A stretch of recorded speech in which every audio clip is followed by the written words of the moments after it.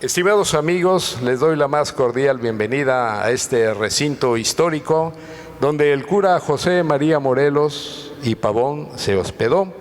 Bienvenidos al conversatorio La Transformación de Orizaba, desde sus inicios hasta Pueblo Mágico.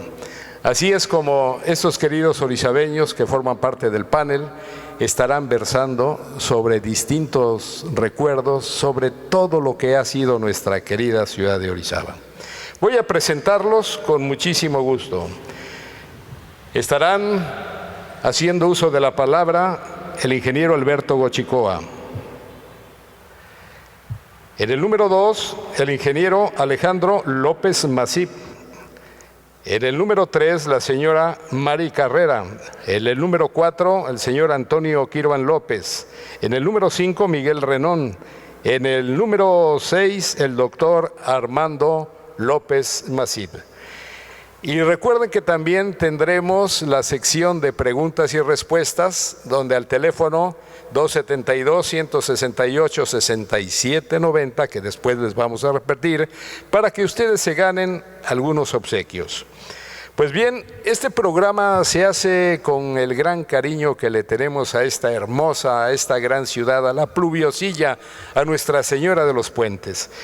Sin más preámbulos, vamos a dar principio hablando de un tema importantísimo en la vida de Orizaba. ¿Quién nos proporciona el agua? Hablar del Pico de Orizaba con el ingeniero Alberto Gochicoa Gómez. Muy bien, muchas gracias. Empezamos con la mayor altitud que tiene México en cuanto a montañas, 5,600 y pico de metros. Digo y pico porque algunos dicen que 20, algunos dicen que 60 y bueno, pues con toda la tecnología que existe actualmente y todavía no nos ponemos de acuerdo sobre la exactitud, pero bueno, yo creo que por 20 metros no nos vamos a pelear, ¿eh? El Pico de Orizaba está establecido, está ubicado más bien dentro del Parque Nacional Pico de Orizaba, que fue establecido como tal en 1937.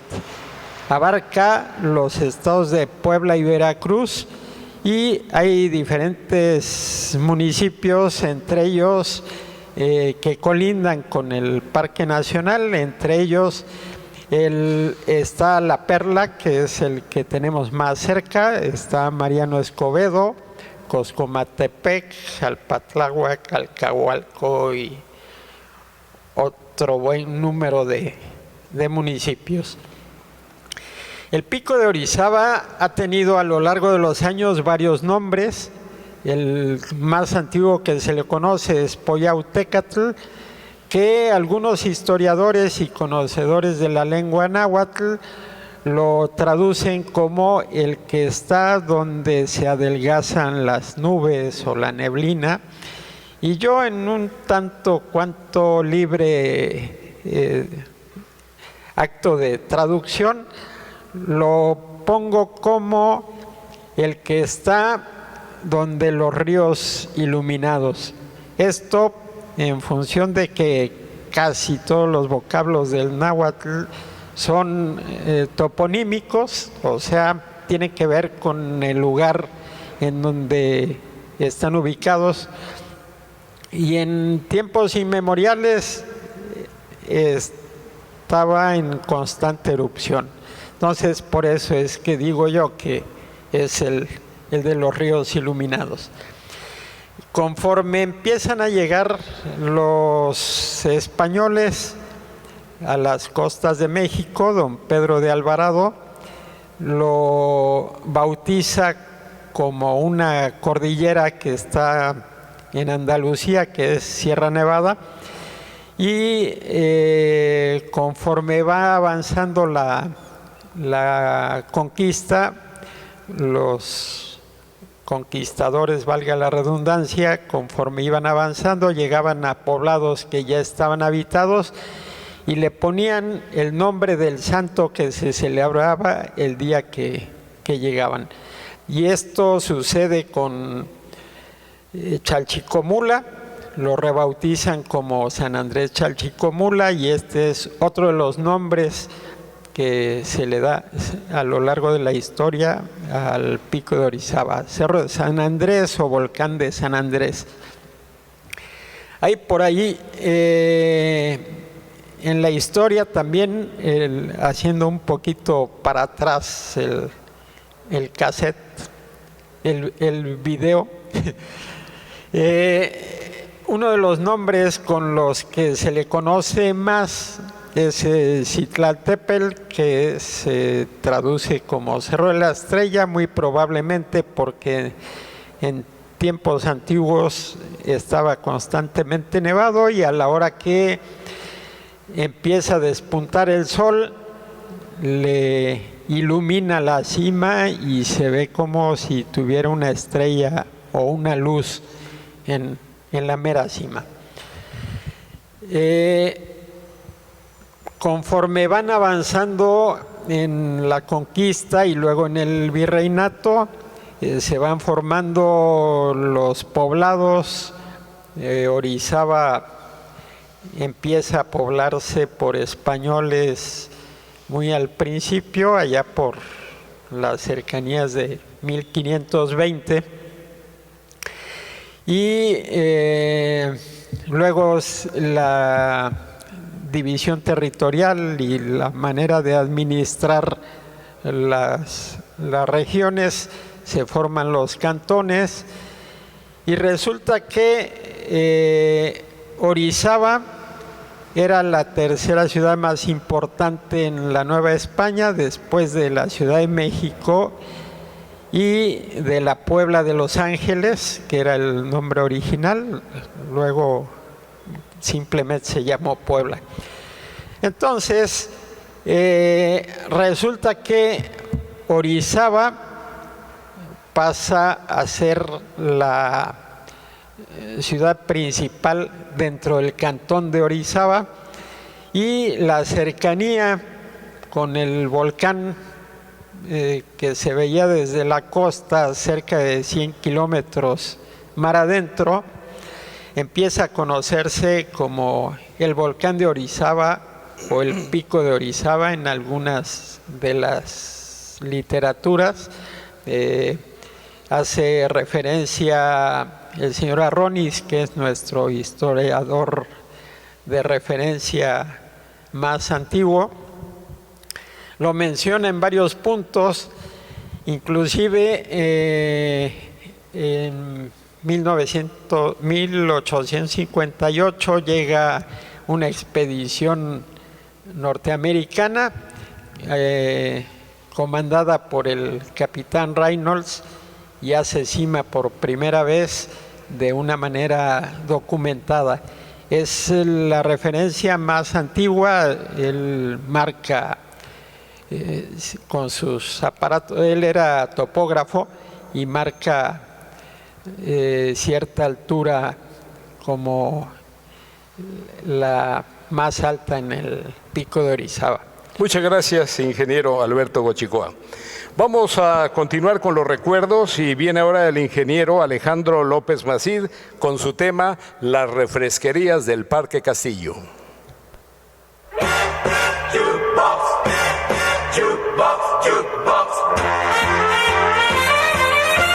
Hoy contigo una canción quiero oír, y que pienses en mi amor nada más. En mis brazos te tendré y muy quedo te hablaré, en la sombra misteriosa de un mar. la máquina de discos tendrás los cantantes. Con el marco de esta bella melodía, la máquina tragamonedas, muy representativa de un elemento muy importante en las refresquerías. Yo creo que sin ella no hubieran tenido todo el éxito estas importantes formas de sociabilizar.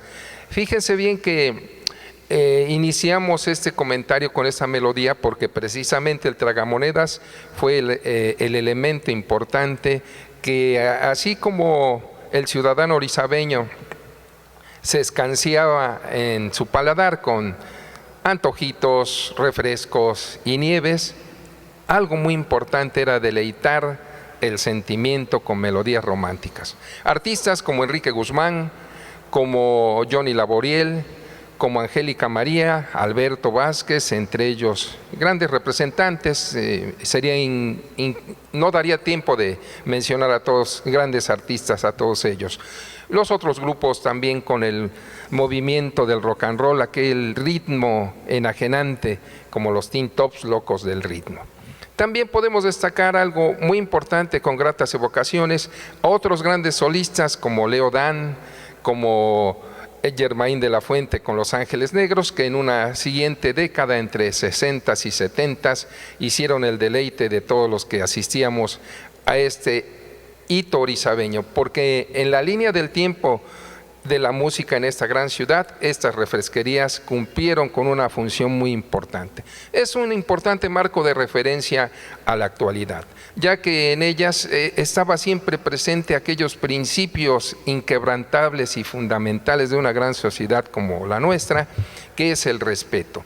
Sí debemos retomar esto para las nuevas generaciones, porque el joven se refería con mucho respeto a los mayores, a su vez también la palabra de los mayores era muy importante. Claro, había la rebeldía porque los jóvenes de la actualidad nos dirían, pues también tenemos algunas cosas en todo su momento, pero sí debemos precisar que en esa época siempre estuvo en un equilibrio y pesaba más siempre estos principios de esta gran ciudad. Sí lo recordamos con añoranza, pero sobre todo retomando en esencia las refresquerías y neverías, fue un importante formato de desarrollo social pleno.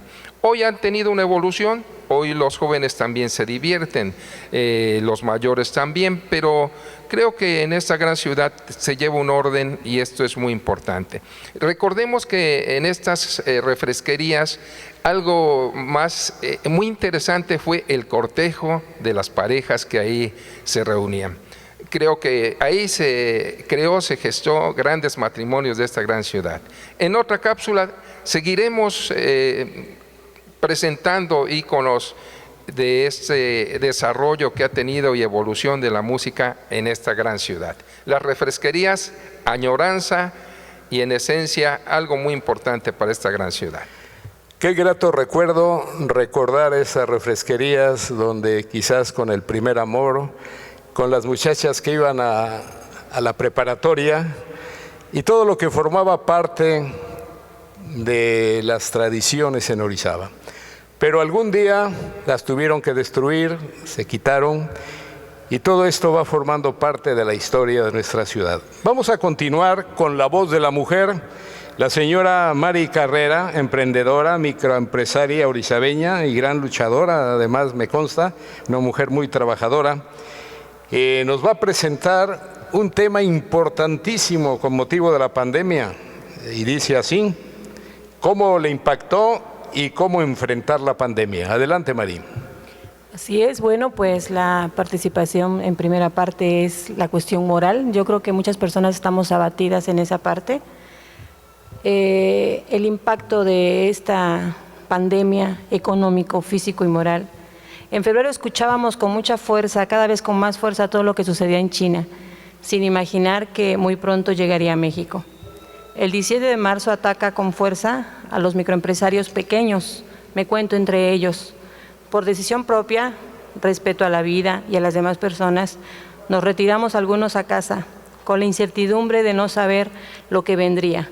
Despedir a tu equipo, poder mirar cuál de ellos necesitaría más apoyo, es lo que realmente decidimos hacer. Teniendo a mi hija lejos en otro país, por motivos de su preparación. Ella se encontraba en un intercambio cultural. Yo lo único que deseaba era tener a mi familia en casa bajo resguardo. ¿Sí? Entonces ahí es donde con firmeza como familia enfrentamos cómo pudimos realizar, cómo poder sostener a las personas que necesitaban en ese momento nuestro apoyo y cómo poder sostener a la familia, que es de ella de quien dependemos. Trabajo en casa, ventas por internet, entregas a domicilio, promociones. Trabajando desde casa muy fuerte pudimos lograr esta parte. De esta manera, cuidándonos a nosotros y cuidando a las demás personas. Tener la conciencia de que quizá yo pudiera tener de alguna manera el recurso y poder enfrentar a la pandemia de manera física, económica. Pero hay personas más vulnerables que uno, que por desempleo o por alguna enfermedad que muchas veces no saben siquiera que la tienen, no estaban en condiciones ni físicas ni económicas de enfrentarla. Esta es mi primera participación. Sí, realmente es algo que nos vino a sorprender, pero los orizabeños tenemos una gran fuerza, que es la fuerza de voluntad para poder salir adelante. Al continuar con este conversatorio en este histórico lugar, vamos a presentar ahora a don Antonio Quirvan López. Él estuvo en Operadora de Teatros y nos va a platicar sobre las principales salas cinematográficas de aquella época.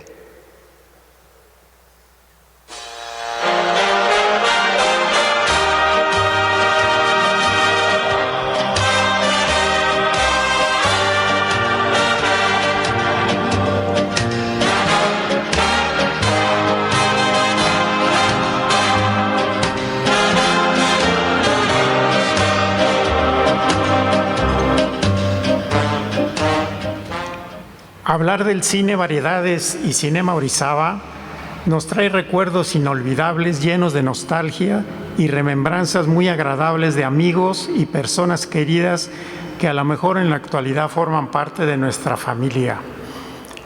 ¿Quién no fue de niño a una matiné de domingo y de adolescente? ¿Quién no quedó de verse con la novia? Y tal vez después, ¿quién no fue con la familia completa a una función de cine? Ya hemos comentado que en 1967 fue un año especial para las personas amantes del cine. Fue en ese año, un 12 de diciembre, que se inauguró el Cine Variedades y un día después el Teatro Cinema Orizaba. El Cine Variedades fue una sala construida exclusivamente para cinematógrafo, con una pantalla enorme de más de 20 metros de ancho. Pocos cines en toda la República tenían una pantalla como la de este cine. Butacas acoginadas, cómodas, con equipo de proyección moderno, un excelente sonido y una extraordinaria acústica a base de fibra de vidrio. En los intermedios se disfrutaba música con éxitos del momento, proporcionada por discoratas, y salía el público a comprar a la dulcería con la certeza que, de acuerdo al eslogan de la empresa, de compren nuestras superdulcerías a los mismos precios de la calle, le iba a alcanzar para su refresco y sus palomitas.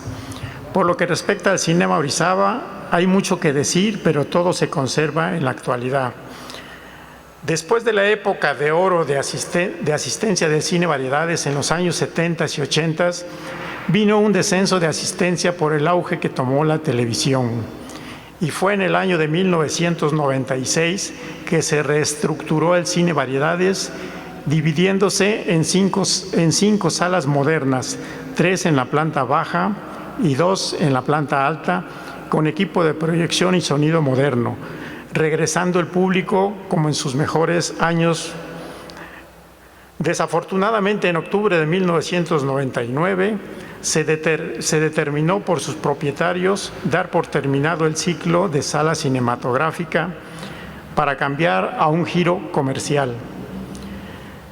José Luis, tú recordarás cómo iba la cartelera de Compañía Operadora de Teatros Sociedad Anónima, Claro, ¿verdad? cómo no, decía, la Compañía Operadora de Teatros presenta su cartelera cinematográfica.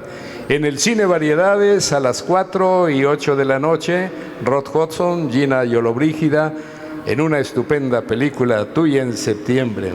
Y así sucesivamente, claro que sí. Muchas gracias, un buen recuerdo. Pero hoy tenemos también en Orizaba salas cinematográficas importantísimas, allá en la Plaza Valle, una gran sala, que todo va formando parte de la transformación de Orizaba. Al continuar con esos recuerdos gratos de la ciudad, los comercios de nuestra querida ciudad, cuando era pequeño cuando Miguel Renón Coctolén admiraba los comercios, nos va a platicar de todo lo que vivió y de qué comercio se acuerda. Adelante, Miguel. Gracias. Sí, pues bueno, yo les voy a platicar un poco de algunos gratos recuerdos que tengo de la infancia, de los comercios de aquí, de nuestro ahora querido pueblo mágico. Recuerdo lo que es, empezando por la calle Madero, en la calle Real, Almacenes Blanco, que llevaba ese nombre por el apellido original de los propietarios. Tengo ahí un recuerdo de mi infancia, que estaba yo muy chico, me sentí perdido, pero en el momento, luego mi mamá me supo dónde estaba. Después enfrente lo que es el Fénix, propietarios la familia Díez, y ahí también recuerdo la escalera eléctrica, la primera escalera eléctrica que yo vi. De ahí pues estaba la relojería alemana, con un reloj que en ese entonces para mí era gigante, que se veía muy bien sobre la calle Madero, el centro comercial, la Esfera, el Borseguí, el Quetzal, la Catedral de los Perfumes, relojerías Cantú, Musiatas, Discoratas, que estaban en un pasaje que podía entrar uno tanto salir de Madero como de la Oriente 4 también.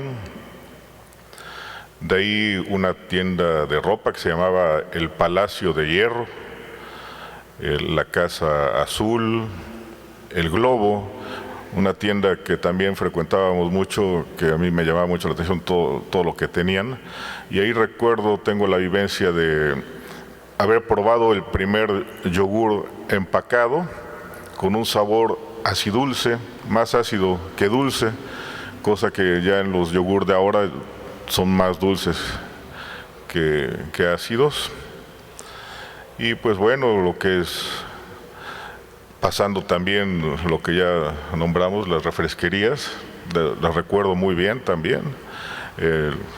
Almacenes El Siglo, como un Liverpool chiquito. Pero bueno, todo ha cambiado, hay firmas que se han ido, han llegado nuevas, pues muchas se han ido pues porque, no sé, muchas situaciones entre rentas, ahora con la pandemia, que también se ha platicado sobre ello, y pues bueno, todo es parte de un cambio que se tiene que ir haciendo en las renovaciones dentro de nuestras vidas, ciudades, pueblos, y relativamente en el universo también. Pero bueno, y bueno, les quiero también comentar en cuanto a lo que es el negocio de gelatinas artísticas, ubicado en Colón, esquina de Sur 8, en donde por más de 30 años hemos estado sirviendo y fabricando unas de las mejores gelatinas de nuestro querido pueblo. Nos vemos en la necesidad de cambiarnos de local. Aprovecho para agradecer a todos nuestros clientes su amable preferencia, a nuestros productos. Y pues bueno, por medio de ahora sí que repitiendo, les informaremos en nuestra próxima dirección. Muy bien, pues recordar también los eslogan de las casas comerciales. Nombraste Blanco. ¿Cuántas personas no trabajaron en Blanco? De muy gratos recuerdos, de mucho cariño, y decía: Blanco abarata la vida. Y así había los eslogan, por ejemplo, el de 1 minuto para comprar, 1 largo año para pagar. Era Relojerías Cantú, que no solamente te daba el reloj, te daba una caja de cerveza, te daba el pavo, bueno, para pasar bien la Navidad, y 1 año para pagar. Y así se ha venido transformando los comercios de Orizaba. Unos dicen que por las altas rentas, otros porque pues envejecieron, se fueron, pero Orizaba ha tenido un esplendor muy grande dentro del comercio de Orizaba. Vamos a retomar la plática sobre algo que es muy importante, ese gran gigante que nos proporciona agua, el glorioso e internacional Pico de Orizaba. Adelante, Alberto. Sí, en alguna ocasión me acuerdo que comentabas que si entras en internet y le pones Iztlaltépetl, pues sí, el Google te da algunas referencias sobre el Pico de Orizaba, pero si le picas Pico de Orizaba o le pones buscar Pico de Orizaba, te da cualquier cantidad de puntos de referencia para el volcán querido de nosotros. Yo pertenezco a una asociación que creamos hace algo así como 5 años para organizar carreras de trail, esto es de campo traviesa, maratones y ultramaratones, y nuestro objetivo como asociación desde el principio fue crear reforestación, crear vida en el Pico de Orizaba. A lo largo de los años y con los recursos que quedan como remanente en las carreras, hemos comprado planta, desde luego que beneficiando a la gente que la produce en las faldas del Pico de Orizaba, y hemos sembrado el equivalente a 1 hectárea, que es algo así como 1000 árboles sembrados. Hablo de plántula, de una planta pequeña de algo así como 30 centímetros. Tenemos un nivel de sobrevivencia del 85-90%, y hemos sembrado oyamel y jartuegui. El jartuegui es una planta que crece en condiciones muy severas de clima, poco oxígeno, mucho frío, mucho calor, la capa de ozono es más delgada, la presión atmosférica es también agresiva con la planta, por lo tanto la altitud conforme va aumentando, pues el tamaño de la planta va siendo más reducida. Sin embargo, pues es una planta endémica que tenemos que cuidar, y en ese sentido es que nos hemos abocado a sembrar este tipo de planta. Este año nos ha pegado el tema de la pandemia y pues los recursos que vamos a aplicar serán menores, pero nos mantenemos en el tema de la reforestación. Pues es una labor que un orizabeño realiza, y yo le agradezco al ingeniero Alberto Gochicoa tomar parte en este panel tan bien formado por orizabeños que aman a esta querida y gran ciudad. Nuevamente la voz de la mujer, una mujer emprendedora, propietaria del Café María Bonita, Mari Carrera. Adelante. En esta segunda parte yo quisiera platicarles un poquito que el día 1 de junio regresamos, y agradezco de verdad a todos mis clientes y amigos que nuevamente visitaran la cafetería. Hay familias que dependen de ella, y también mi familia depende de que la cafetería esté abierta. ¿Cómo tomo las cosas ahora? Es realmente nosotros como emprendedores, como microempresarios, como grandes empresarios, debemos de pensar que es innovar o morir. Esa es la realidad, ¿sí? Ahora, en las ventas a domicilio se quedaron las ventas por internet. Ellas deben de sumar a tu negocio, no deben de restar, deben de ser sumadas. Buscar más estrategias de venta, tener siempre promociones, cuidar los ingresos e egresos, y muy importante, no bajar la calidad por bajar precio, ¿sí? Seguimos aquí, todos estamos aquí, nadie se ha ido a ningún planeta, todos estamos aquí. Así que únicamente es buscar en dónde están nuestros clientes, buscar esos nuevos clientes y esperar y mantener siempre la atención. Otra cosa muy importante que no tenemos que perder de vista es el cuidado sanitario que debemos de tener. Que las personas confíen y confirmen al asistir a nuestros negocios que cuidamos de ellos y que cuidamos de nosotros. Es una realidad que desde que el turismo llegó a Orizaba, nuestra vida cambió. Así como también es una realidad que fue donde más nos impactó. Pero Orizaba es una ciudad que tiene mucho que dar aún y el turismo regresará con más fuerza. Estemos preparados. El giro gastronómico en Orizaba debemos de ser conscientes de que es uno de los giros más importantes. Debemos de ser constantes, debemos ser perseverantes. Sabemos que son momentos muy tristes y terribles.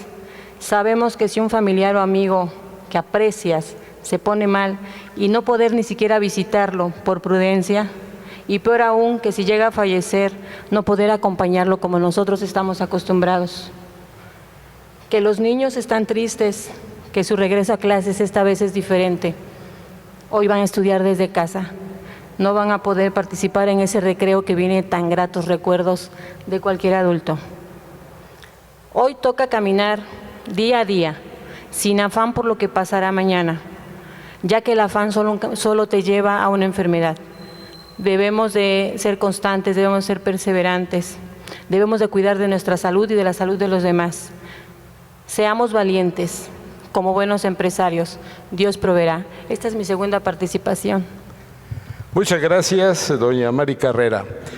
Me congratulo en presentar a ustedes al historiador, a un hombre que se ha pasado gran parte de su vida leyendo, estudiando, asistiendo a los lugares donde existen los libros añejos, donde la investigación y los libros que ha escrito han formado parte importante en su vida.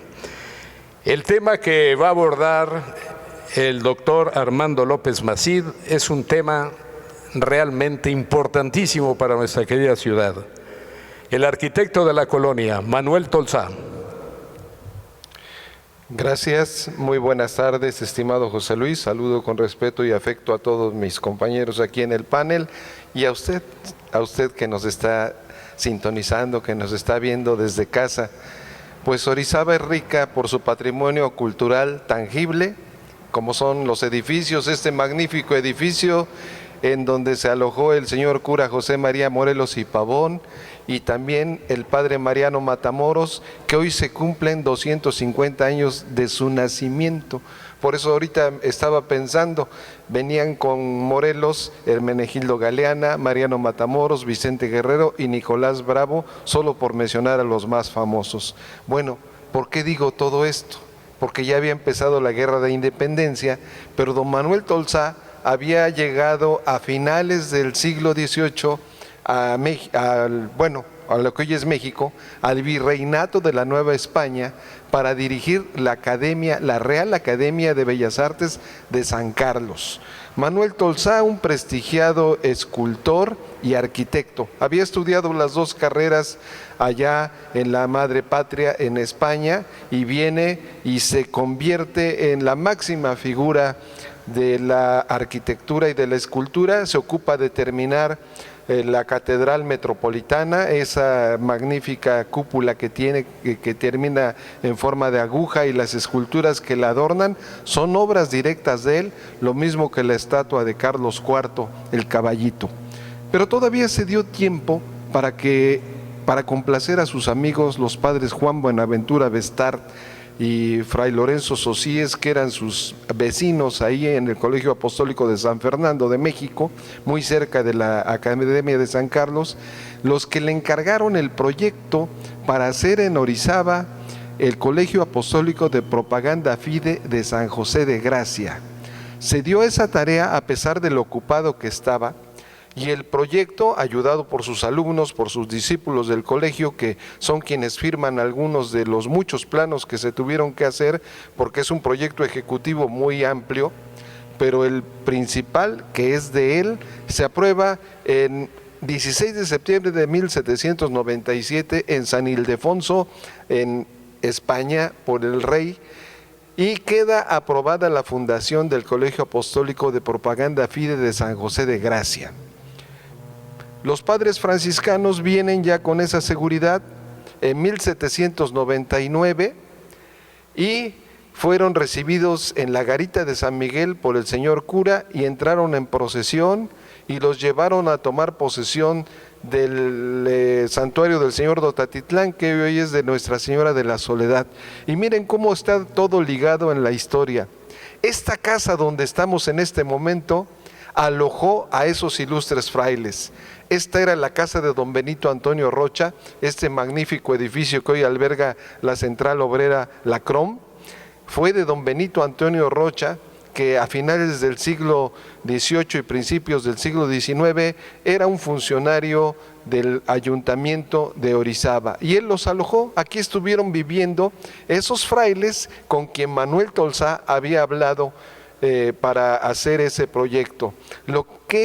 ¿De qué estamos hablando? Bueno, lo que hoy vemos, el magnificente templo de San José, que tiene estilo basilical, que tiene 3 naves, y que es majestuoso, que es muy alto, que tiene una hermosa cúpula, y el convento, ese convento que ahora el gobierno federal va a apoyar para que sea rescatado, un convento al que le quedan 2 claustros semiderruidos que se han ido rescatando poco a poco, algo de lo que nos dejó Manuel Tolsá, el más ilustre escultor y arquitecto de la colonia. Deja una huella permanente aquí en nuestra querida Orizaba. Por eso hoy me congratulo de hablar de este hombre, un gran artista, uno de los más importantes de su tiempo, y que orgullosamente Orizaba tiene este edificio.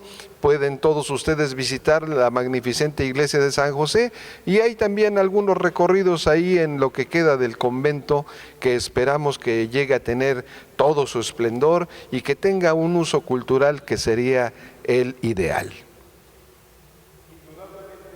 Indudablemente va a servir para un atractivo turístico importantísimo en la vida de nuestra querida ciudad. Yo agradezco al doctor Armando su gran participación, su sapiencia y sobre todo hablar de una forma tan objetiva del gran arquitecto de la colonia, de Manuel Tolsá. Muchas gracias, señor. Con mucho gusto, estimado y admirado amigo José Luis René. Gracias. Pues bien, viene ahora la sección de preguntas y respuestas. Las preguntas que un servidor va a hacer y la respuesta que usted amablemente. Voy a repetir muy despacio mi teléfono. Yo mismo voy a estar filtrando las llamadas para que se ganen algunos obsequios. 272-168-6790, el teléfono de un servidor. Empezamos con las preguntas. ¿En qué año se hospedó en este magnífico e histórico lugar el siervo de la nación, don José María Morelos y Pavón? Aquí se fortalece, como lo dije, para continuar con la guerra de independencia. Orizaba juega un papel importantísimo en la guerra de independencia. Así es que dígame el nombre. Usted, como buen orizabeño, debe conocer las placas, los tiempos. Deme esa respuesta a mi teléfono. Viene la pregunta número 2. Nos sentíamos antes muy orgullosos de que decían el gran valle de Orizaba, que abarca desde las alturas hasta las llanuras. Y inmerso en ese valle de Orizaba hay cerros importantísimos que han formado parte de la historia hasta en la Revolución. Dígame, ¿de dónde a dónde abarca el gran valle de Orizaba? Desde las alturas hasta la llanura. Está muy fácil. Esto desde el tiempo de la primaria nos repetían mucho el gran valle de Orizaba los maestros. Vendrá la pregunta número 3. Todos nos sentimos orgullosos en alguna época de nuestra añorada niñez de que don Francisco Gabilondo Soler, el popular Cricrín orizabeño, el creativo más grande de la radio en México, muchísimas canciones que recordamos, La Patita, El Ratón Vaquero, todas las grandes canciones, El Chivo Ciclista, pero hay una en especial que me llama la atención y que yo quiero mucho y desde niño la recuerdo. Dígame cuál es el nombre de la canción de Francisco Gabilondo Soler que habla de las estrellas. Voy a repetir las preguntas para que usted, si sabe alguna de ellas, me haga favor de llamar al 272-168-6790. La número 1, ¿en qué año se hospedó don José María Morelos en este gran recinto? Número 2, ¿de dónde a dónde comprende el Gran Valle de Orizaba? Y número 3, el nombre de la canción de Cricri, donde menciona las estrellas. ¿Alguno del panel sabe alguna? Porque también pueden participar, también son oyentes, también son mis amigos y forman parte de que les quiero agradecer a cada uno de ustedes como grandes orizabeños la participación que han tenido extraordinaria en este panel. Primero quiero agradecer a mi amigo Alberto Gochicoa, el que esté plantando árboles en donde está una deforestación terrible, en las faldas del Pico, que está decretada desde 1936 como Parque Nacional. Orizaba, tenemos 2 parques nacionales, el Gran Cañón del Río Blanco y las faldas del Pico de Orizaba. Muchas gracias, Alberto. En el número 2, felicito al ingeniero Alejandro López Macid, que habló de las refresquerías del parque, que nos las borraron del mapa. Qué bueno que decían que era un estorbo para el casco colonial, que principalmente la iglesia de San Miguel, pues le estorbaba. Pero bueno, era la calle del reloj, pero nunca nos la repusieron. Decían que nos iban a reponer la refresquería, pero pues no. Muchas gracias, Alejandro, y además con la máquina tragamonedas me hiciste recordar a tantas mujeres bonitas con las que ahí tomé nieve, con las que tomé refrescos. Y la nieve de los Mansilla, bueno, el Popo, el Pico, tantos recuerdos en esas refresquerías. Agradezco a mi amiga Mari Carrera, como mujer valiente, como emprendedora, con sus hijas, cómo ha enfrentado la pandemia y cómo lo ha superado. Gracias, María. Gracias por no dejarme solo.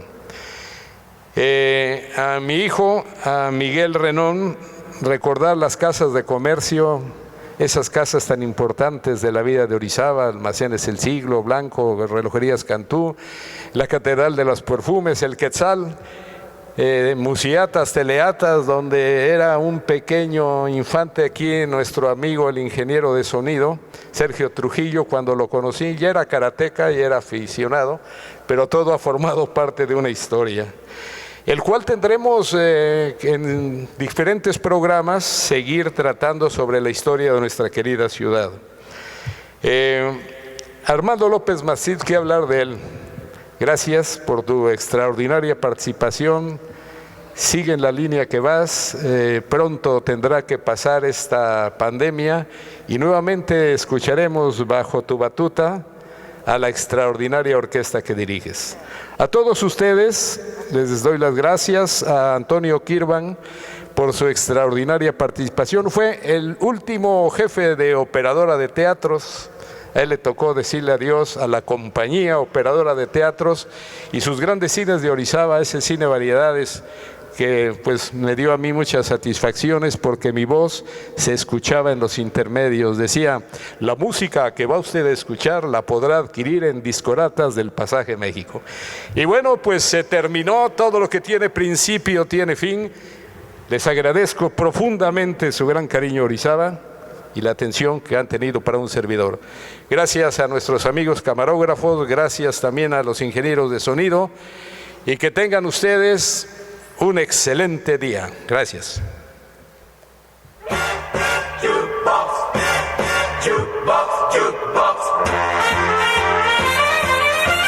Hoy contigo una canción quiero oír y que pienses en mi amor nada más.